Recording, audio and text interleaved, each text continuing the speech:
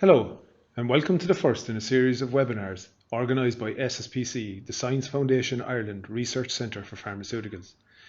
The series will feature talks on various research areas that SSPC investigators are active in. The SSPC research programme covers the full scope of pharmaceutical R&D with the exception of discovery of new chemical entities under 5 main research themes: molecule, materials, medicine, manufacturing and modelling. I'm Dermot Hayes and I'm the Research Programme Manager for SSPC, and I'm delighted to moderate today's webinar.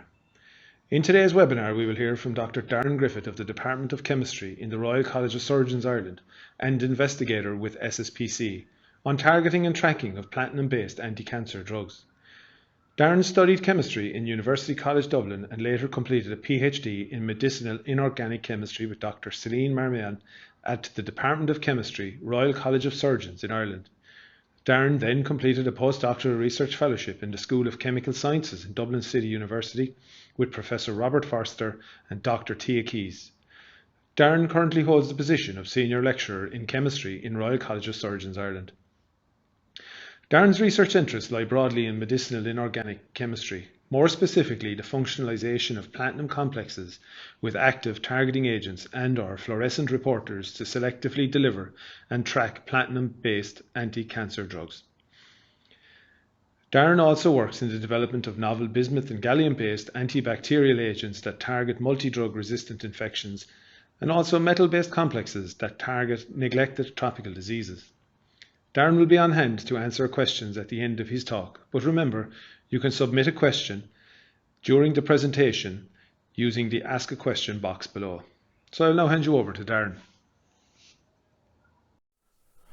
Good afternoon, my name is Dr Darren Griffith and I'm a medicinal inorganic chemistry PI at the Department of Chemistry at RCSI.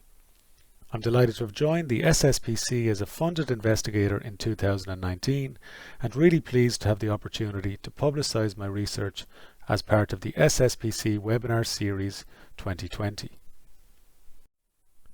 This afternoon I will discuss some statistics in relation to cancer. I will introduce platinum-based drugs, followed by a discussion on the targeting and tracking of platinum-based drugs, and I will finish by discussing the future directions of our research. So roughly every 6th death in the world is due to cancer, making it the second leading cause of death after cardiovascular diseases. In 2017, for example, around 10 million people are estimated to have died from the various forms of cancer worldwide. The good news is that the 5-year global survival rates are rising on average. So if we look at the data from the US from 1970 to 77 to 2007 to 2013, for example, we see that the aggregate 5-year survival rates for all cancers increased from 50.3 to 67%.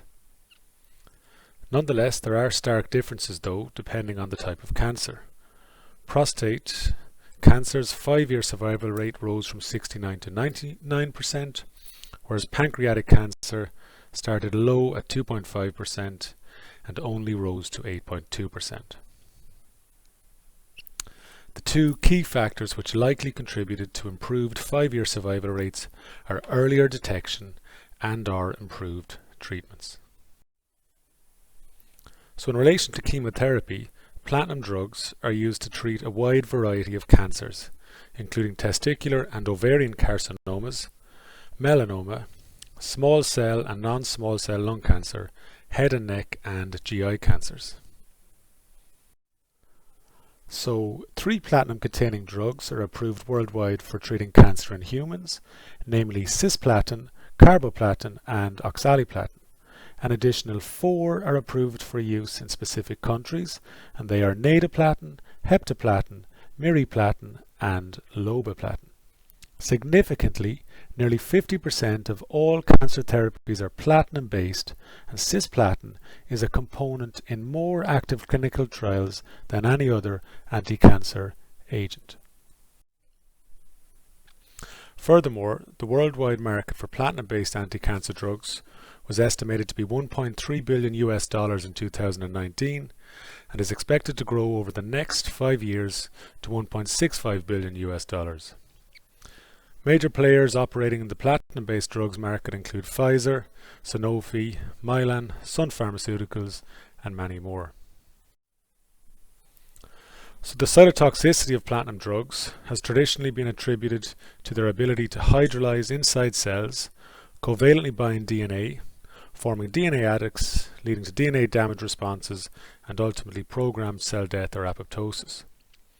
Significantly, platinum-2 centers also react with cytoplasmic nucleophiles, including mitochondrial DNA, RNA, and multiple mitochondrial and extramitochondrial proteins. More recently, there's been a realization that platinum drugs likely exact their anti-cancer effects via numerous mechanisms of action, many of which are not fully elucidated. Despite their undoubted success, platinum drugs have two main limitations.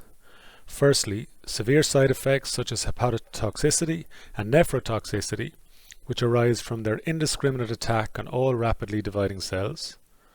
And these side effects often limit the dose that can be administered to patients, and in turn tumours are treated with sublethal doses of platinum drug, thus giving the cancers a chance to develop resistance. Secondly, platinum resistance in its own right, which is often associated with, for example, reduced cellular uptake and increased drug efflux from cells, detoxification of the drugs inside the cells by, for example, glutathione, and downregulation of pro-apoptotic proteins, for example. So in summary, there's an onus on the medicinal chemistry community to firstly improve the delivery and efficacy of platinum-based drugs and in turn reduce side effects. And secondly, gain a better understanding of the mechanisms of action and resistance to platinum-based drugs. In turn, my research group are focused on developing innovative strategies to functionalize platinum drugs with active targeting agents to enhance selectivity and uptake of platinum drugs, and fluorescent reporters that facilitate the tracking of the uptake, localization, and identification of cellular target of platinum drugs in cells. In contrast to indiscriminate and indeed passive targeting of cancer cells, there's significant interest in the development of active drug targeting strategies. So active targeting agents selectively recognize and bind to, for example, proteins and peptides on the surface of cancer cells. Targeting receptors unique or overexpressed to individual cancer cells therefore provides a very selective method of drug delivery. Targeting agents of interest include antibodies, peptides, and steroids, for example. Biocompatible peptides can endow clinically used drugs with superior selectivity for cancer cells and enhance tumour cellular uptake.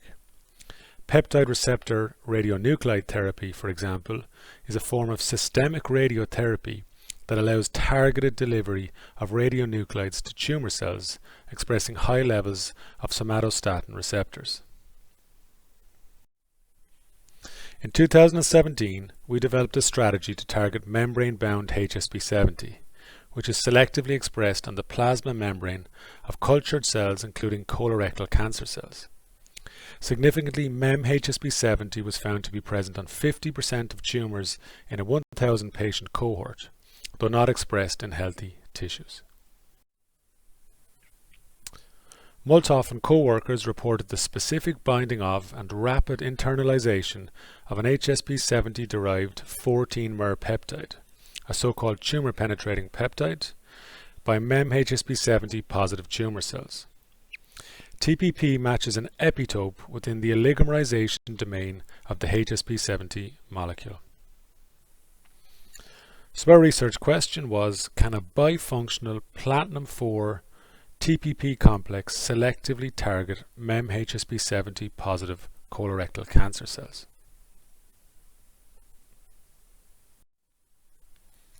So TPP and the corresponding control scramble sequence were synthesized using solid phase peptide synthesis and a standard FMOC tert butyl protection strategy, a zinc amide, MBHA resin, and DIC oxima-pure coupling chemistry. The axial ligands of a platinum-4 oxaliplatin type succinato complex were exploited for peptide coupling to afford the corresponding platinum peptide conjugates via amide bond formation. Subsequent cleavage, lyophilization and purification afford the corresponding mono and dipeptide conjugates. And as you can see, we have a platinum di-TPP, a platinum mono TPP, a platinum di scrambled peptide and a platinum mono scrambled peptide. These complexes were purified by HPLC and characterized by mass spectrometry. So in vitro cytotoxicity experiments were undertaken to establish if our 4 selected colorectal cancer cell lines, HT29, LOVO, HCT116 and HCT116P53 knockout, responded to treatment with cisplatin or oxaliplatin. Now IC50 values were determined to be in the low micromolar range. As you can see, oxaliplatin is more cytotoxic than cisplatin against all 4 cell lines, and 2 cell lines were classified as responders and 2 as relative non-responders to cisplatin and oxaliplatin treatment. The next step was to evaluate if the cell lines expressed HSP70 and in particular MEM-HSP70. Western blot analysis of whole cell lysates of HT29, LOVO, HCT116 and HCT116P53 knockout colorectal cancer cell lines was undertaken using a monoclonal HSP70 antibody. These experiments showed positive HSP70 staining in all 4 cell lines and in particular the HT29 cell line. In direct contrast, the expression of HSP70 was scarcely observed for the normal human dermal fibroblast cell line. This observation complements literature reports where HSP70 is observed to be overexpressed in cancer cells as opposed to normal cells. The selective presence of MEM-HSP70 in the 4 colorectal cancer cell lines was determined by flow cytometry using a unique mouse primary monoclonal antibody. HT29 exhibited the highest expression at 36% and HCT116 wild type the lowest at 17%, as seen in the grey bars. To demonstrate that expression of MEM-HSP70 is stress responsive, the 4 colorectal cancer cells were incubated for 2 hours in serum-free medium. Significantly, MEM-HSP70 expression was upregulated in all cell lines subjected to stress, as seen in the green bars.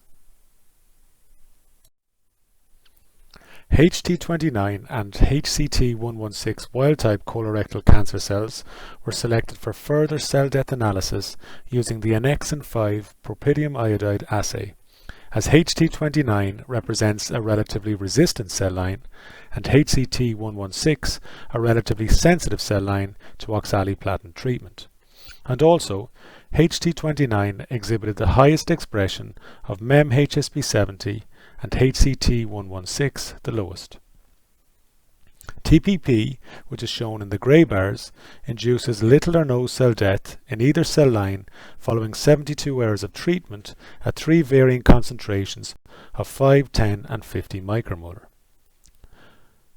Oxaliplatin and platinum mono TPP and platinum di-TPP conjugates P1 and P2 clearly cause a steady increase in cell death with increasing concentration in both cell lines, where oxaliplatin is shown in the green and the platinum mono and di-TPP conjugates are shown in blue. In the HCT116 cells, which have the lowest expression of MEM-HSP70 at 17%, the platinum di-TPP conjugate P2 causes greater cell death as compared to oxaliplatin, which causes greater cell death than the platinum mono TPP conjugate P1, and that's at the 3 concentrations investigated. In contrast, both platinum TPP complexes P1 and P2 cause significantly greater cell death as compared to oxaliplatin against the relatively resistant HT29 cell line, which is shown on the right hand side. It's also certainly noteworthy that the conjugates P1 and P2 exhibit far superior cytotoxicity in the HT29 cell line, which has the highest expression of MEM-HSP70 at 36%. The di-TPP conjugate P2 is also more active as compared to the mono-TPP conjugate P1, as was the case against the HCT116 cells. Platinum mono-SCP conjugate P3 and platinum di-SCP conjugate P4 of the scrambled peptide were developed as negative controls.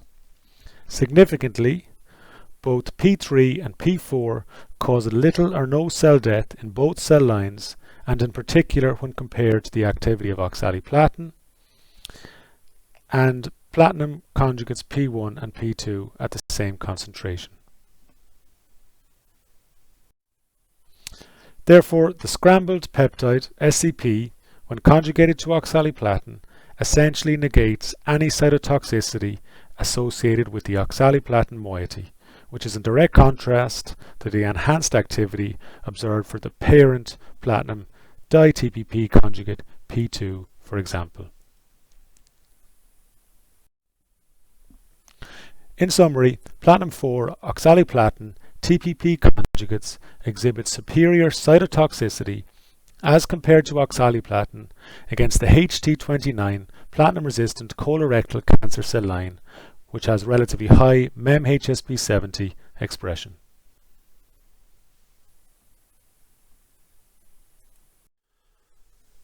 I will briefly talk about targeting the estrogen receptor to enhance the selectivity of a platinum drug. Estrogen receptors are overexpressed in breast, ovarian, colon and prostate cancers, which are termed ER-positive. There are two major isoforms of estrogen receptor, ER-alpha and ER-beta, possessing similar affinities for estradiol. ER-alpha is predominantly located in breast and uterus tissue, while ER-beta is mainly found in central nervous system, cardiovascular and bone tissues. Many chemotherapeutic drugs have been chemically conjugated to estradiol over the years, including platinum-based drugs, but with varying success. More recently, we have used click-based conjugation strategies to functionalize platinum-based complexes. The copper-1 catalyzed azide-alkyne cycloaddition, which generates the corresponding 1,4-disubstituted 1,2,3-triazole with excellent selectivity and in high yield, is synonymous with click chemistry. We realized that there were no examples in the literature where click chemistry was employed to develop a steroid-linked ligand for an anti-cancer platinum drug candidate.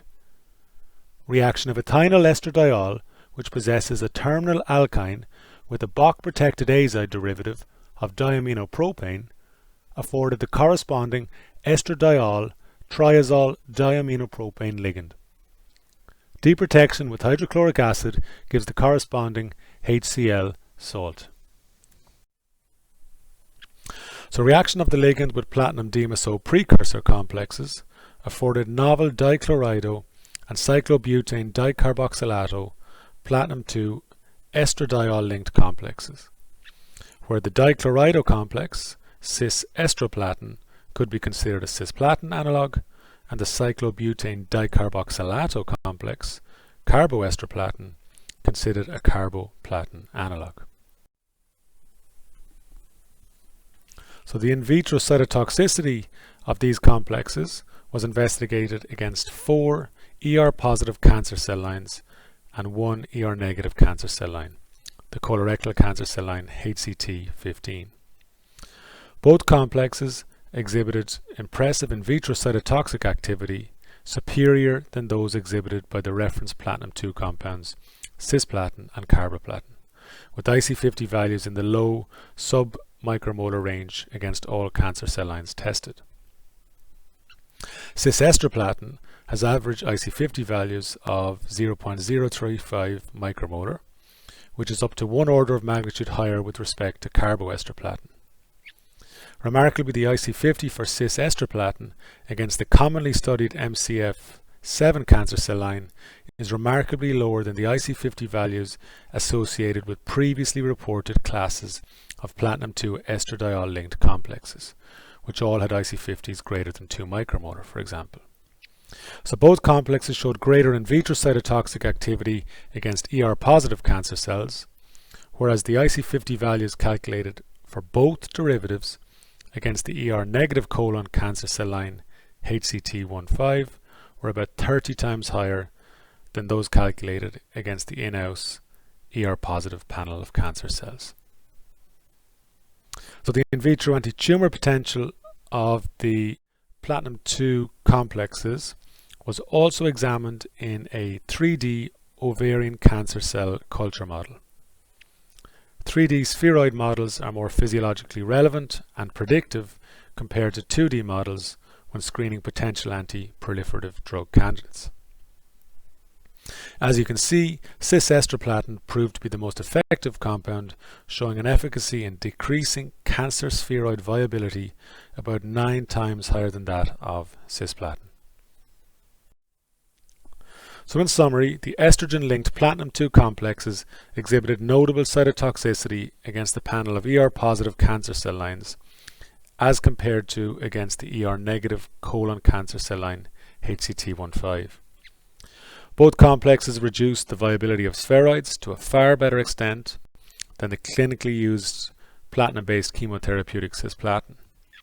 And this data supports the hypothesis that estradiol-bearing platinum-2 complexes can selectively target ER-positive cancer cell lines, and click chemistry represents an excellent conjugation strategy. So moving on to tracking of platinum-based drugs. So trackable drugs which incorporate an organic fluorophore offer the prospect of real-time imaging of important biological processes in vitro. And they also provide vital information concerning the cellular transport, subcellular localization, and mechanisms of action and resistance to metallotherapeutics. So given that only 1% of intracellular cisplatin forms adducts with nuclear DNA, and the platinum drugs exert noteworthy cytotoxic effects in enucleated cells, it's apparent that the effects of platinum drugs are likely both nuclear and cytoplasmic. Electrophilic platinum centers, for example, can interact with cytoplasmic nucleophiles such as mitochondrial DNA, RNA, as well as multiple mitochondrial and extramitochondrial proteins. Therefore, the exact mechanism of action of platinum drugs, and in particular the extranuclear or cytoplasmic effects, are not fully understood. In turn, there's a lot to learn in relation to the multiple mechanisms of resistance of particular cancers to platinum drug treatment. So to kickstart our research activities in this area, we aim to develop a novel, non-toxic platinum near-IR azofluorophore conjugate as a cytoplasmic reporter. So the near-infrared spectral region provides ideal imaging spectral wavelengths, reduce light toxicity, and does not interfere with competing endogenous chromophore absorbance.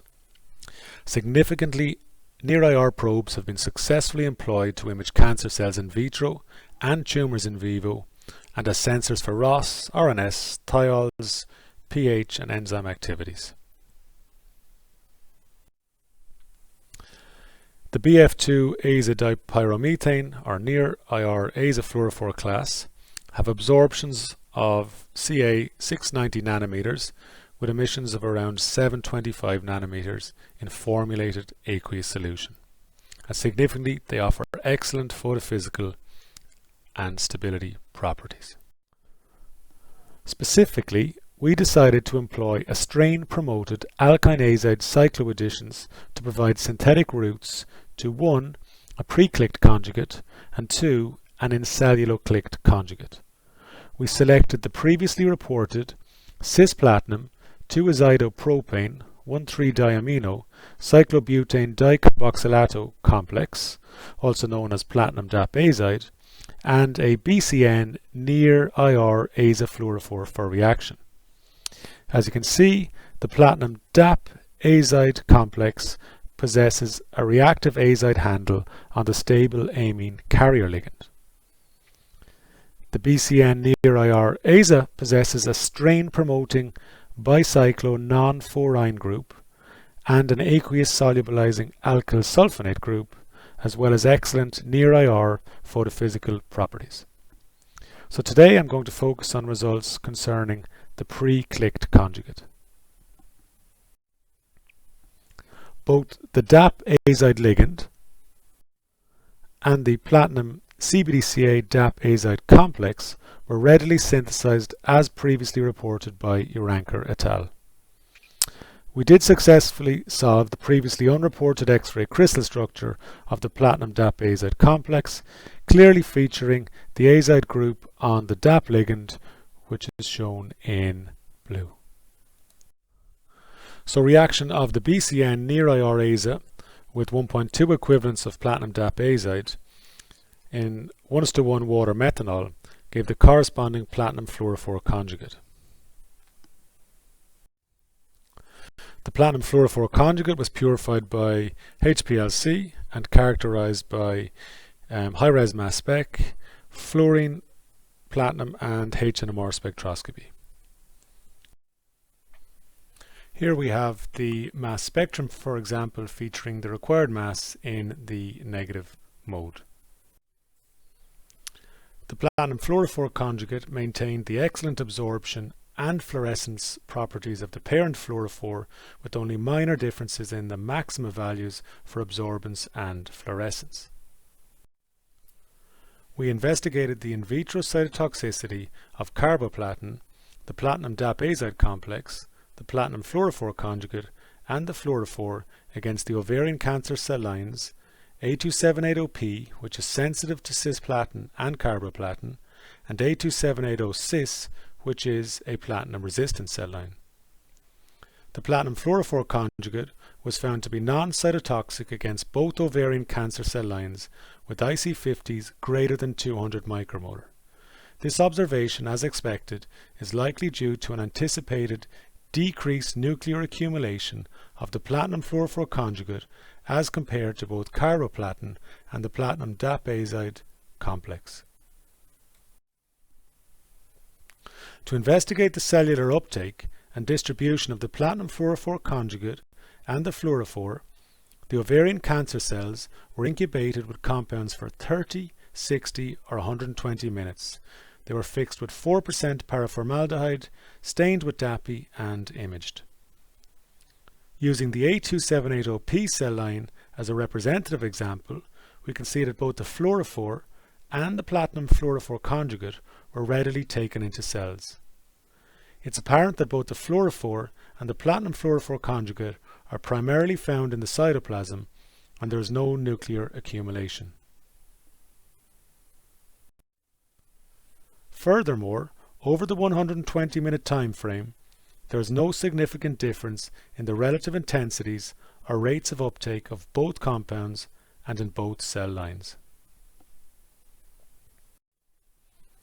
With greater focus, we can see localization of the platinum fluorophore in cellular vesicles, and these cellular vesicles can be identified via colocalization studies.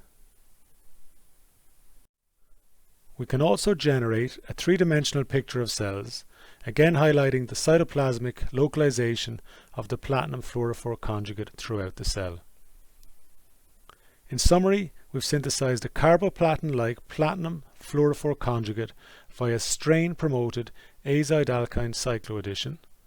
We've observed that the platinum fluorophore conjugate is, as expected, non-toxic. It's effectively internalized within the ovarian cancer cells, and it's dispersed uniformly throughout the cytoplasm. Really, this study was a proof of concept, and the next steps are to investigate the strain-promoted azide alkyne cycloaddition reaction between the near IR fluorophore and the platinum DAP azide complex in cellulo.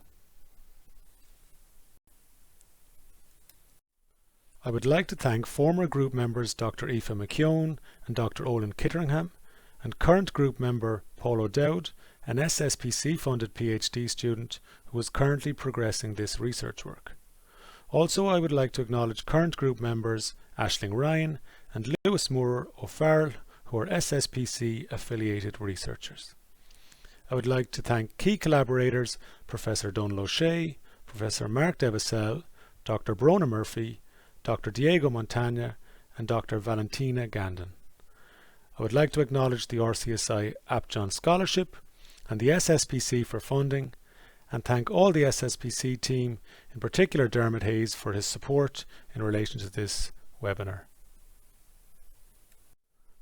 So I hope I have suitably demonstrated some of the work we've carried out in relation to the targeting and tracking of platinum-based drugs. We're also generating some very exciting results that we're keen to share with you as soon as possible. So the future direction of our work is outlined in a 2020 review I co-authored with Dr. Nicola Farrer from the University of Oxford, titled Exploiting Azide-Alkyne Click Chemistry in the Synthesis, Tracking and Targeting of Platinum Anticancer Complexes. Please have a read through the article, which is open access. In a nutshell, I believe click chemistry and bioorthogonal chemistry are excellent tools for the functionalization of platinum-based drugs, the development of trackable platinum-based complexes, and the development of novel platinum triazole-based drug candidates. For example, we are currently developing novel clinical platinum drug surrogates that feature reactive biocompatible handles that can be tagged with 1.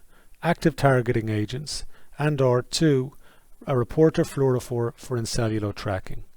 So for example, in relation to tracking, cells can be pre-treated with a platinum drug containing a reactive azide handle and subsequently treated with a complementary click fluorescent reporter for real-time imaging.